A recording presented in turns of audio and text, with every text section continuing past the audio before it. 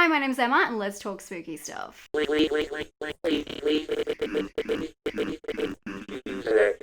Welcome back, guys. I am gonna admit, I am very stressed about this video.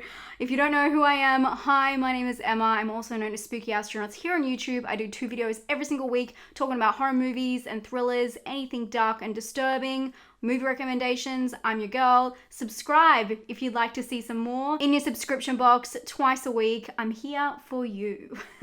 I am excited and nervous about today's video. A while back, I did a ranking of all of the A24 horror movies, and a couple of you guys recommended doing this video, which is ranking all of the horror movies by BLUMHOUSE.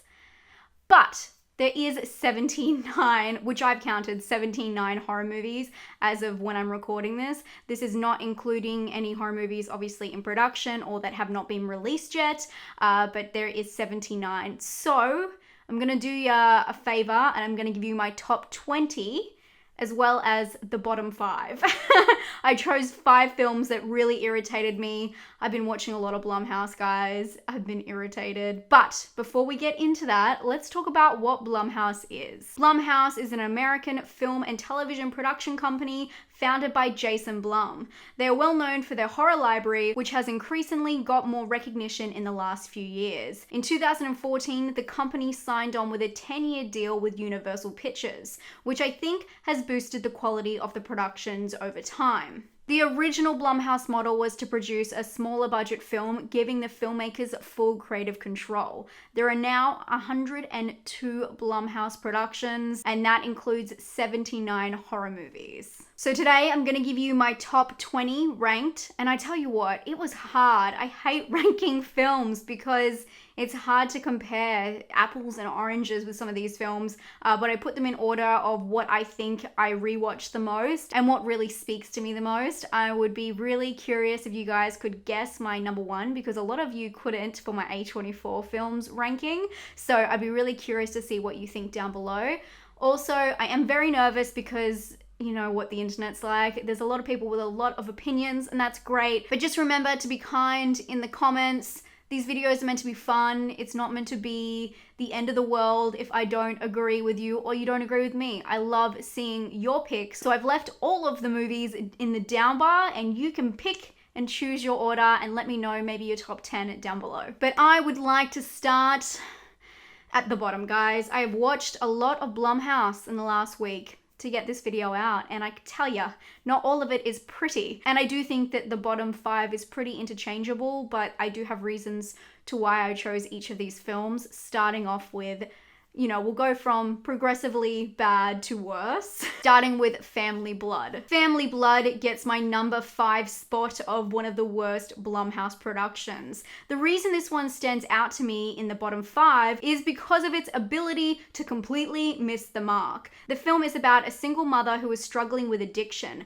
and one night she meets a man who changes all of that and gives her a new addiction: blood. The film is bizarre because it misses all of the marks and it's extremely sappy at the same time, but somehow they manage to make all of the characters so dislikable that there's no emotional response. And this also happens with the scares. The scares aim to make you jump, but without any tension, it just falls flat. The film is just really cringeworthy, but also the idea of replacing one addiction with another to save someone, it just makes no sense, and it's just awkward and hard to watch. One thing I will say is that Vanessa Shaw is in this, and she plays Allison in Hocus Pocus. And I tell you what, that woman has not aged. She looks great, so good for her. The next film is one that I spoke about recently in my wrap-up of what I watched last month, and it's Mercy Black. I'm sorry, this is gonna be harsh, but Mercy Black is just a rip-off of Slender Man. And worse than that, it's the idea of Slender Man with the delivery of the snowman. Did you guys see the snowman? I saw that in cinemas, and my God, was that a roller coaster. Not a good one. Ended very poorly for everybody involved. The film is about a woman who took part in a violent crime as a child, influenced by this entity they call Mercy Black. And now she's out of hospital as an adult and she just wants a normal life. But Mercy Black won't let her go. I mean, everything technically has potential, but the storyline was just so overcomplicated for such a simple one-trick pony. Trust me guys when I say, just don't do it. I'm a little bit worried about bringing up the next film because I know a lot of you have some strong feelings about it. I'm sorry, but it's gotta be said. Let's talk about Ma. Deep breath, guys. This one came to Australia, I think 4 months after its initial release in America. I already heard it was a mess, but as people do online, I assumed it was an overreaction. I'm sorry I ever doubted you. The story has all of the makings of a good horror. Creepy story, great cast, even beautifully shot, but there must have been some disaster, like a fire or something, on the cutting room floor, because the result is utter chaos. And they did Octavia Spencer dirty. This film is meant to be about a lonely woman who befriends teenagers, only to lure them into her home with sinister intentions. You know me, I love an obsession film, but this one just did not make any sense. While that may have triggered some of you guys, what you're gonna hear next you will not like. I do not like. I am not a fan of. And I actually have a whole video of me reacting to this movie because when I heard that they were gonna remake this film, I just did not understand why. I know that some films are fine to be remade, and let me tell you, I'm not against films being remade. I think it's great if they can modernize a story, change it slightly, bring something to it, but this one, pure dumpster fire. Did you know in 2015, BLUMHOUSE had the nerve to remake one of the greatest horror movies of all time just to pander to an American audience, only to reveal the twist in the first 30 minutes? Yeah, there is a reason why this film does not get spoken about. The original is a French-Canadian disturbing horror about a woman who takes revenge on the family that abused her. And the remake, well, I quote, people have called this an insult to horror fans. But that was only number 2, guys. So what could number 1 be? I love you guys so much that I watched this torturous film to make this list, and I think that's probably why I did a bottom 5 as well. I couldn't sit through it without making you guys understand the pain, and the pain that was this last film, Mercy. Not Black Mercy, they did another film called Mercy from 2014, and I tell you what, it is something else. We all start somewhere. In Blumhouse's early days, one of the strangest films of all time was created. What do you get when you mix Chandler Riggs, also known as Carl from The Walking Dead, a jealous Dylan McDermott, zany Mark Duplass, who just randomly yells in this film? And I know Mark Duplass is zany. Trust me, I love him. But this was something else. As I keep saying, I don't know what to call this film. It's just something else. But that's not all. They threw in some werewolves, a book requiring you to cry into it, a deadly grandma, and a brother who thinks he's a chef at 13. Mix all of this together and you have Mercy, a film that makes no sense. And it's a film that just feels like it's happening to you. And it's not in a funky lighthouse kind of way. Somehow this film has a 5.0 on IMDb and I'm still scratching my head. The film is actually based on a short story by Stephen King. It's meant to be about a single mother and her 2 sons taking care of their sick grandma, who has a sinister secret. Instead, it throws everything at the wall and sees what sticks. Spoiler alert, it is nothing. Nothing sticks. It does not work. Have any of you guys seen Mercy? Am I just making a big deal out of this, or what the heck just happened to us? I have to say, as much as I'm shitting on these films right now, Blumhouse has done some incredible films, and I do think that they do get a bad rap sometimes, but their reputation is definitely turning around with some of their newer releases, and I want to talk about some of my favorite films by them. So let's start at spot number 20. I hate to start by disappointing you all and starting on a sequel, but my spot for number 20 is, I'm so scared. Why am I so scared? Insidious Chapter 3. For some reason, Insidious Chapter 3 just works for me. Directed by Leigh Whannell, the film is technically a prequel to the original film. I'm just a fan of the straightforward haunted storyline. The film is about a girl who is trying to connect with her deceased mother, but breaks through to something else. As I said, what I like the most about the film is its simplicity. I like the setup. The girl has a broken leg and she's trapped by her injury during this haunting. And I'm sure you know me by now, this is not the last you've heard of Leigh Whannell on this list. Next, let's talk about my spot for number 19, and it's the BELKO experiment. The poor man's mayhem. Okay, sorry, that was harsh. I still really enjoyed this film, and yes, it's very different to Mayhem, which actually came out after the BELKO experiment. This film is about a high-rise office in Colombia that unexpectedly locks all staff inside as a social experiment of massacre. The film is sick, precise, and above all, gory. Number 18 goes to Sinister. This one took a while to grow on me. Starring Ethan Hawke, this horror mystery is about a writer that moves into a house with a violent history. The mystery starts unraveling when he finds weird footage within the home. This one is so creepy and surprisingly dark and disturbing. If you watch this one in the dark, alone on a stormy night, and you're not spooked, you're lying. Next, let's talk about the Green Inferno. I know, let me explain, guys. I know that Eli Roth is a hit and miss for people, but I was just really impressed by this utterly disgusting, loosely inspired remake of the Cannibal Holocaust. The film puts a spin on the original with a group of activists traveling to the Amazon to save the rainforest, only to be faced with reality and being hunted by locals. I just love how this story was modernized to mean something, and how gross, disgusting, and disturbing it gets. It's nice that Eli Roth mixed some of that disgustingness with some depth. Please don't bother with this one if you're squeamish. It's not for the faint of heart. Next, my spot for number 16 goes to Happy Death Day. Happy Death Day was such a great surprise. It's a slick horror mystery comedy that really keeps you guessing while being an incredibly enjoyable ride. Directed by Christopher Landon, the film stars Jessica Roth as Tree, a college student stuck in her own personal Groundhog Day, but in this one, death triggers her day to begin again. Tree must put together all of the clues to discover her own killer. The next one's gonna be another controversial one. Are you excited? I'm not. Let's talk about Lords of Salem. A little bit controversial, I guess, but I'm not gonna lie, I just like this film, so here we are. People hated this film, but it really pulled me in. The film, of course, stars Sherry Moon Zombie as Heidi, a radio DJ that is sent a mysterious vinyl that triggers the town's violent past to be revealed. I love the overall vibe of this film. It's hypnotic and the visuals are just breathtaking. Not for everyone, but for me, it worked. The next film I want to talk about is Insidious. I am not a Conjuring girl.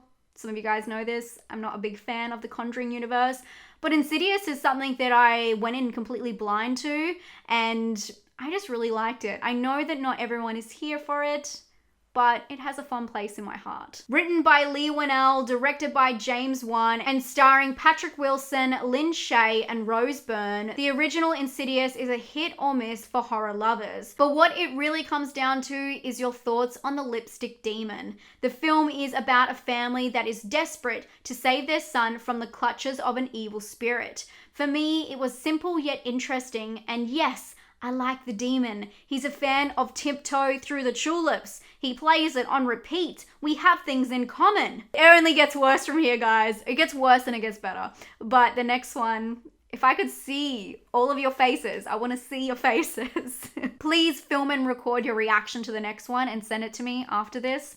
My number 13 is Paranormal Activity 2, man. Love it.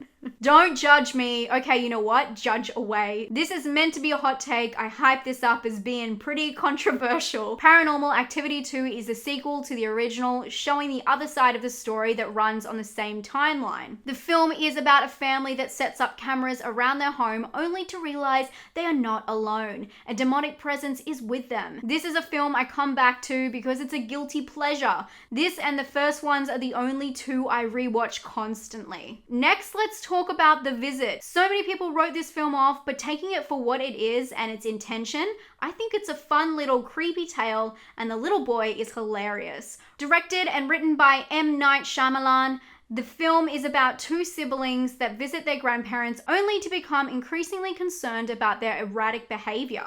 If you missed this one because of the lack of hype, just give it a go. The next film I want to talk about is 13 Sins. This is a remake of the Thai horror film 13 Beloved. 13 Sins is a horror directed by Daniel Stamm, and the film is about a man who receives cryptic phone calls offering rewards for small tasks. But as the tasks grow more deadly, the game's stakes rise to a dramatic conclusion. If you've been subscribed to me for a while or watching my videos, you'll definitely have heard me talk about 13 Sins before. I do really recommend the original, but for a remake, I think this one's really good. Now we're into my top 10, guys. Are you excited? First one is a little bit controversial, but for a different reason, because overall, people do agree it's a well-made film, but there's a little bit of controversy behind it. But my number 10 spot goes to Split. Split is directed by M. Night Shyamalan and stars James McAvoy and Anya Taylor-Joy. The film is about a man diagnosed with DID that kidnaps 3 girls. Fun fact, did you guys know that Joaquin Phoenix was almost the lead role in this film? I think it would have been a completely different story. I love McAvoy in this. I think he did brilliant and he just made the whole film for me. Of course, Anya Taylor-Joy, we love her. We stan. That's what we're saying these days, right? Number 9, let's get creepy and talk about Creep 2, a sequel to the first, and of course we're still waiting on the third. The film is directed by Patrick Bryce and stars Mark Duplass and Desiree Ackhaven. Creep 2 is a thrilling found footage horror about a videographer that drives to a remote home in the woods to meet a man who claims to be a killer. I mean, what could go wrong? Are you guys as excited for Creep 3 as I am? Because I am stoked, but I'm also excited to talk to you about my number 8 spot, which is The Invisible Man. No surprises here, Blumhouse needs to continue what they're doing with releases like The Invisible Man. Directed and written by Ozzy Lee Winnell, the film is about Cecilia, played by Elizabeth Moss. Cecilia escapes an abusive relationship, but when her friends and family insist it's finally over, Cecilia believes he is still with her. The film was so much more brutal than we all anticipated. It's a tense horror thriller that keeps you on the edge of your seat until the credits. Next, let's talk about The Hunt. For me, this was the surprise of the year. I had heard so much hype from the American horror community about this film and the opinions about its political nature, but the result was something none of us really imagined. Betty Gilpin plays Crystal, a woman who is dropped into a field with a group of strangers. She doesn't know where she is or how she got there, but what she does know is that her life is in danger and she is part of the prey. I know not everyone agrees on the message of this film, but something we can all agree on is that Betty Gilpin is kick-ass, and the mysterious nature of her character is my favorite aspect of this film. What a great watch. My number 6 spot goes to Cam. Co-written by a cam girl, Cam stars Madeline Brewer as Alice and Lola, a cam girl who is confronted by a doppelganger who steals her identity and her show. The film has a running theme parallel to Alice in Wonderland, which makes sense because when the film starts out, you fall down this rabbit hole and it just continues to get more mad on the way down. We're up to number 5, guys, and the next film is definitely 100% a horror movie, and that's why I put on this list. All of you guys who've been watching me know what I'm talking about. The next film is Upgrade. Of course, I'm going to talk about Lee Winnell as much as possible. Directed and written by Lee Winnell and starring Logan Marshall Green, the film is a gritty sci-fi action horror that will keep you guessing until the very end. The film won 3 awards with over 24 nominations. It's a wild ride and it stands tall with its 7.5 IMDb rating. Upgrade is about a man whose life is turned upside down by a traumatic accident, and now he must use the technology that is available to him to seek revenge. And here we are at number 4.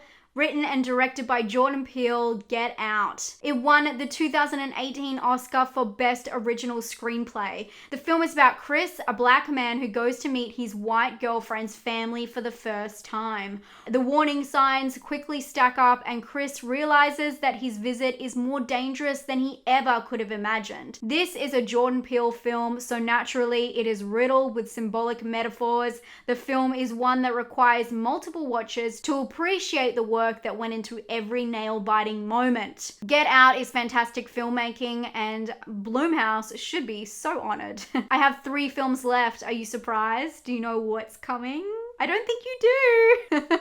That sounds so creepy. I don't think you do. Let's start off with number 3, of course, Creep. We already spoke about Creep 2, so this should be no surprise. Some people actually prefer the sequel, but the original just blew me away. The film is strange and unique, zany and dangerous. This film is directed by Patrick Brice, and it was written by Patrick Brice and Mark Duplass. The film is about an odd man who asks for help from a videographer to record his last wishes before he dies. But meeting a strange man in the mountains for an even stranger job has its risks. Number 2 is a film, oh my gosh, is it a film that haunts your nightmares? It's the most disturbing movie on this list by far, and yeah, it's just something else. It really is. If you have not seen this film, please watch it. Obviously, I'm not going to spoil it, but please just watch it tonight and it will change your life. Probably not for the better, but it definitely stays with you, and it's so well done. I'm talking about The Gift. This is one of the most disturbing BLUMHOUSE productions because of its realistic setting. This film will truly mess you up. Directed by Joel Edgerton and starring Jason Bateman, Rebecca Hall, and of course, Joel Edgerton, the film is a drama, mystery, thriller, horror. And yes, I am aware it's a little bit light on the horror compared to the rest of this list, but it's probably the most psychologically horrifying. The film is about a husband and a wife who develop an awkward relationship with a strange man from the husband's past. The man's gifts reveal a horrifying secret that is about to change their lives forever. And here we are at number 1. I've left a few clues to what this could be along the way. I don't want to explain myself, but I'm explaining myself. I'm not saying that this film's the best film, but it's probably one of the films I've watched the most in my life. It's a guilty pleasure, but I love it. And I know it's not everyone's cup of tea, but this isn't everyone's list, guys. This is my list, and I'm really sorry. But my number 1 spot goes to Paranormal Activity. Yes, as I said, this list would be controversial. I told ya. But I'm not here to just please, I'm here to speak my truth. And I've rewatched this film once or twice every single year since it's been released, and that's over 10 years now. This is a found footage horror about a couple that experience a demonic presence in their home.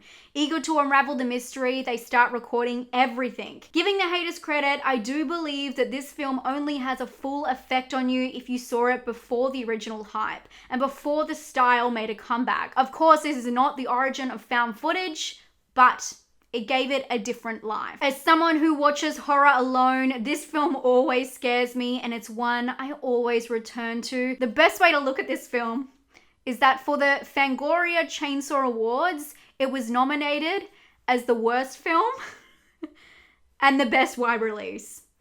It won neither. It's not everyone's cup of tea, but that's life, man. Wow, what a climax to the video.